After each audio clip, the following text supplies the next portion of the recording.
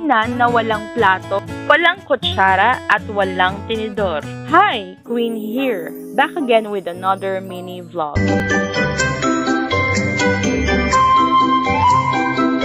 Hi mga loves, i-share ko lang sa inyo itong na-discover namin na kainan. Yes, you heard it right.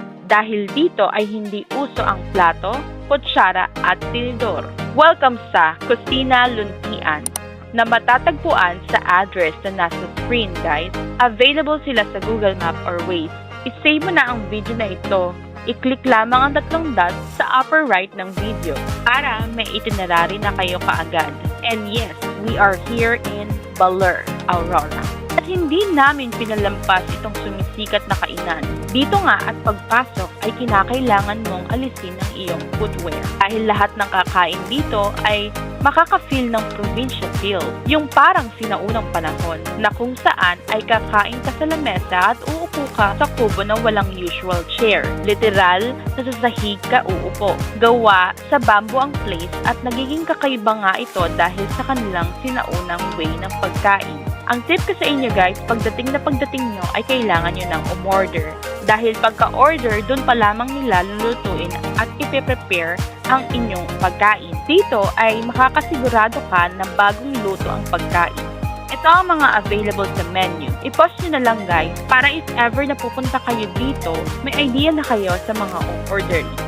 At nga pala guys, make sure na maaga kayo before lunchtime. Dahil sa dinadayo nga ito, ay medyo maglaan kayo ng oras sa serving or waiting time nila. I-tour ko muna kayo guys. Self-service nga pala dito. Dito yung area kung saan pwedeng kumuha ng saucer for condiment o sausawan. At dito din ang water area.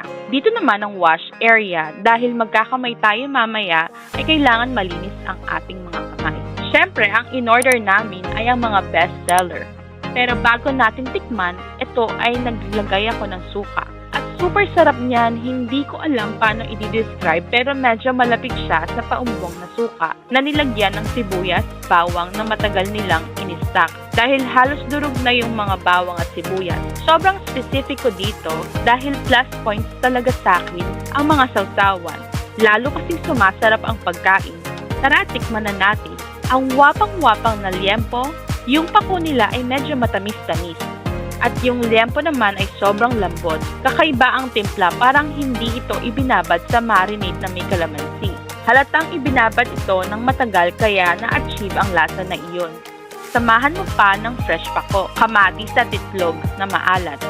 At sa crispy dinakdakan naman ay kakaiba ang luto dahil na instead na inihaw, crispy ang pork nito. Tamang-tama lang ang lasa at hindi gaanong manghang. With fresh pako, kamatis at itlog na maalat, sa mango shake naman, fresh mango talaga ang ginamit at sakto ang tamis. Mga loves, nag-extra rice pa nga kami dyan. 25 pesos ang extra rice. Talagang na-enjoy namin dito ang food. Napakasarap talaga. At siguradong babalikan namin ang Kusina Luntian.